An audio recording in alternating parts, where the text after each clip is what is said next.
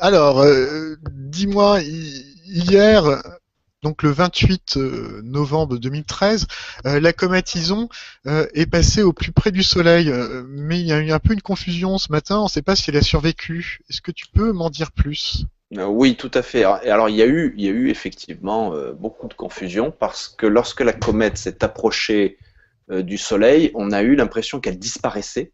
Bon, ce qui peut être logique parce qu'une comète, faut pas oublier que c'est une grosse boule de glace sale.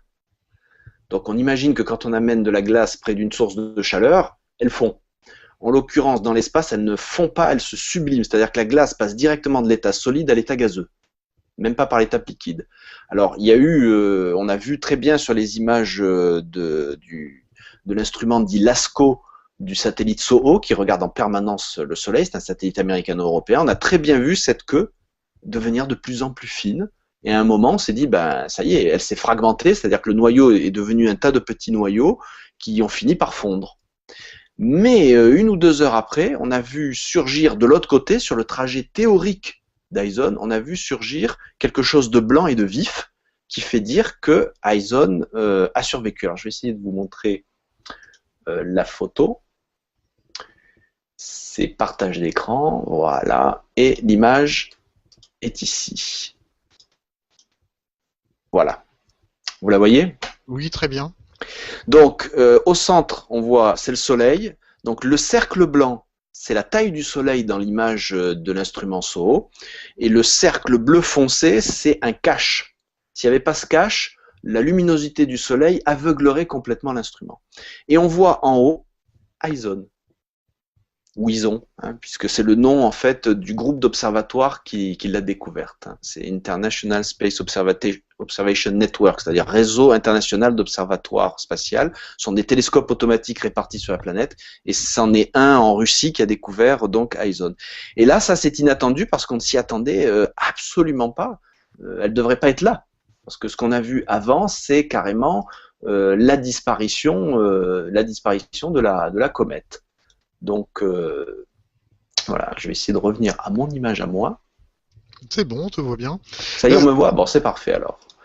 Et après, en même temps qu'on parle, j'essaye de vous trouver des photos qui expliquent pourquoi on a vraiment cru qu'elle était morte, parce que c'était assez convaincant quand même. oui. Euh, et cette comète, est-ce que c'est un phénomène rare ou qui est assez courant? Alors les comètes, c'est pas rare, il y en a beaucoup. Souvent, elles sont trop petites pour qu'on les voit à l'œil nu. Il faut savoir par exemple que le satellite SOHO détecte facilement plusieurs comètes chaque année. Parce qu'en fait, là, ce sont des comètes qui sont tellement petites, c'est-à-dire le noyau est tellement petit qu'il n'y a pas d'activité, sauf au moment où la comète est proche du Soleil.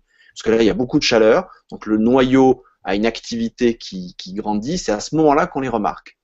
On appelle ces comètes, en anglais, on appelle ça des sun grazers, c'est-à-dire des comètes qui frôlent le Soleil. Et on les voit généralement qu'à ce moment-là. Et souvent d'ailleurs, elles ne survivent pas, parce qu'elles sont tellement petites que, bah, pouf, comme neige au Soleil, elles disparaissent. Après, il y a des comètes plus classiques, on va dire. Ce sont des comètes qui se baladent dans le système solaire. Alors généralement, elles viennent soit de ce qu'on appelle la ceinture de Kuiper, c'est-à-dire c'est une ceinture d'astéroïdes et de comètes qui est au-delà de l'orbite de Pluton, soit d'encore plus loin de ce qu'on appelle le nuage de Oort. Oort, c'est 2-O-R-T. Et c'est là encore bien plus loin que ça. Et là, c'est là que viennent les comètes à longue période, c'est-à-dire des comètes qui mettent très longtemps à venir. Elles passent toutes forcément autour du Soleil, parce que le Soleil à l'un des foyers de leur orbite, hein, c'est des ellipses. Hein, donc imaginez, une comète, ça ne tourne pas en rond. Quand ça vient vers nous, ça va faire une grande ellipse comme ça. Et donc le Soleil est à l'un des deux foyers.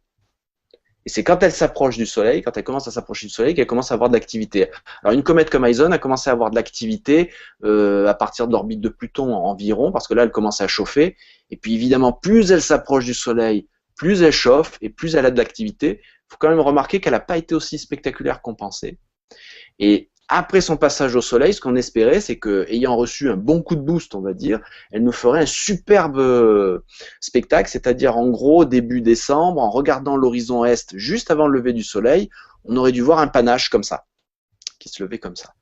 Ça, c'est si la comète Eisen avait totalement survécu à son passage autour du Soleil. Là, il semble quand même que ce qu'on voit, c'est un noyau fortement réduit en taille. Donc il est impossible à l'heure actuelle de dire aux gens, début décembre, levez-vous tôt, regardez l'horizon est, vous aurez un joli spectacle. On n'en sait rien, elle ne sera peut-être pas visible à l'œil nu. D'accord, donc là pour l'avenir, pour Noël, donc tu nous dis bon que cette comète risque d'être invisible et que le spectacle est un peu gâché?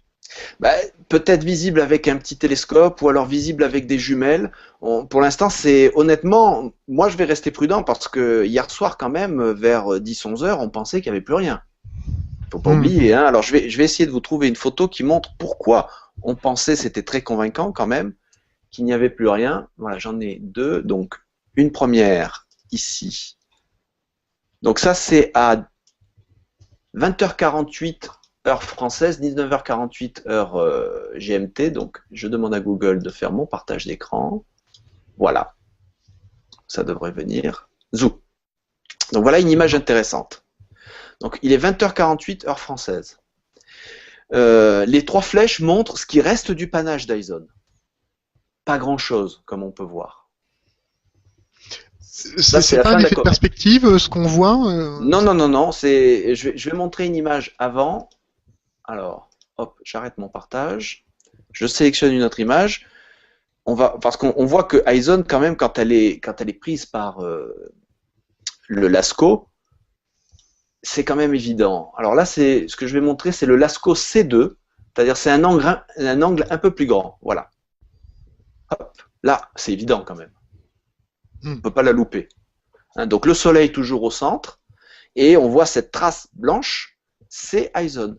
Et on voit même que le capteur est saturé. Alors je ne sais pas si on voit ma souris, non peut-être pas. On voit Si, une si, on la barre voit. blanche, voilà, on voit une barre blanche de chaque côté, à droite et à gauche du noyau.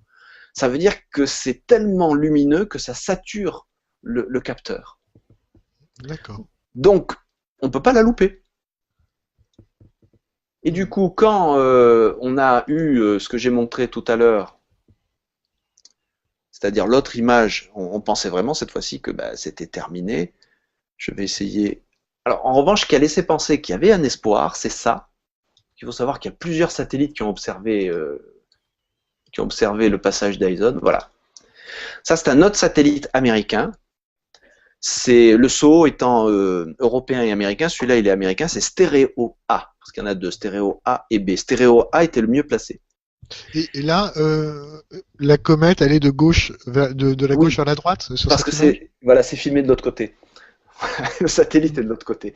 Et là, on voit qu'il reste quelque chose. Et pourtant, c'est une photo qui a été prise après ou pendant l'autre image où on voyait plus rien. Donc, ma foi, on s'est dit, tiens, qu'est-ce qui se passe ici? Hmm.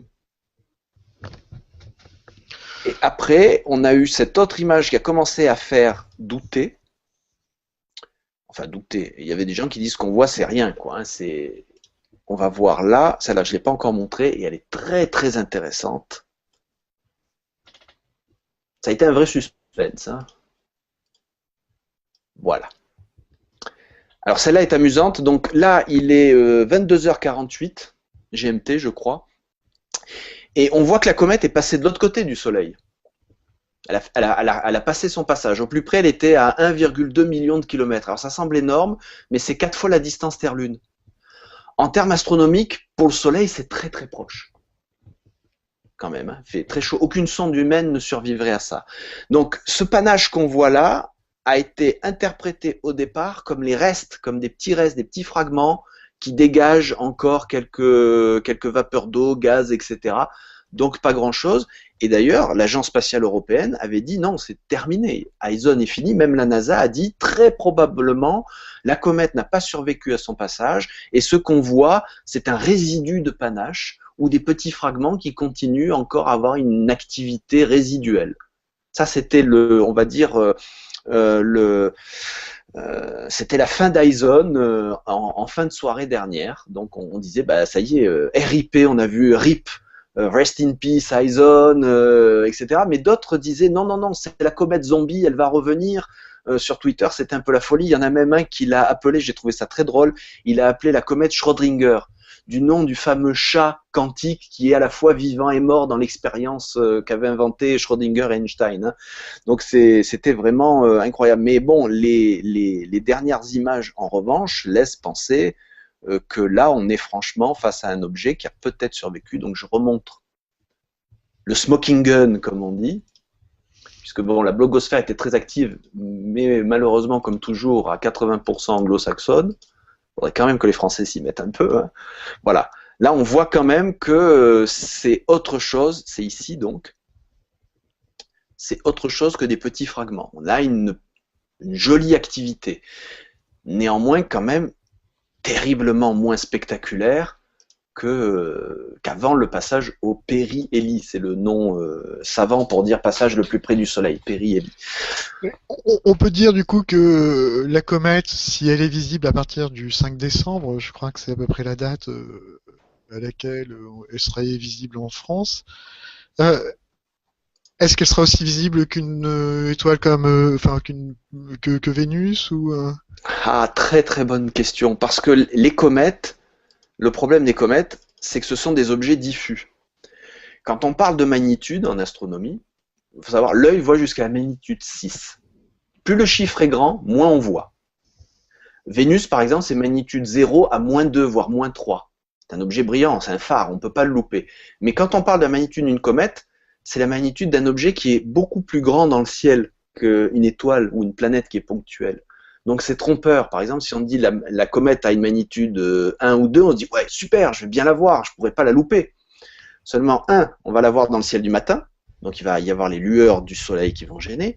2, beaucoup de gens vont essayer de la regarder depuis une agglomération, une ville, donc il y a cette satanée pollution qui, hélas, noie le ciel dans les éclairages urbains. Et ensuite, c'est une magnitude qui est étalée. Donc, si on dit Eisen magnitude 3, il faudra peut-être des jumelles pour la voir. Et surtout, il faudra savoir où regarder. Donc, ça risque de pas être évident. Alors, j'avais fait, au moment où on se disait que Eisen va peut-être être bien visible, j'avais fait ce petit schéma à partir d'un logiciel d'astronomie. Donc, pour montrer un peu aux gens vers où jeter un coup d'œil aux alentours du 5 décembre. Voilà. Hop. Donc ça, c'est l'horizon. Ici, là où il y a ma croix, c'est l'est. Ok. Mhm. Le sud-est est par là, donc à peu près vers l'est, un peu vers la droite, et Ison ou Eisen serait là. Vous voyez, ici. C'est pas très haut, hein. Il faut un horizon dégagé. Le soleil étant à peu près par ici. Donc là, c'est 7 heures du matin, 6-7 heures du matin. Donc c'est par là qu'il faudra regarder. À l'est, horizon extrêmement dégagé, juste avant le lever du soleil. Eisen sera peut-être là. Le grand mystère, c'est est-ce que ça va être un objet visible à l'œil nu? Donc rendez-vous le 5 décembre? À partir du 5. Alors, les prévisions disaient à partir du 1 ou du 2, commencer à regarder. Mais ça, c'était avant le périhélie, quand on pensait que Eisen allait cartonner. Donc là, en effet, on pouvait peut-être la voir proche du soleil. Moi, je dirais là, attendez plutôt le 4 ou 5 avant de vous lever à 6 heures du matin. Et surtout, ben, regardez soit enjoyspace.com, soit ton excellent site. Hein. On va donner aux gens les indications pour savoir si ça vaut le coup quand même d'avoir froid, parce qu'en ce moment, le froid s'installe bien. Parce qu'on va quand même pas faire sortir les gens à 6 heures du matin par le froid, regarder l'horizon est, s'il n'y a pas grand-chose à voir.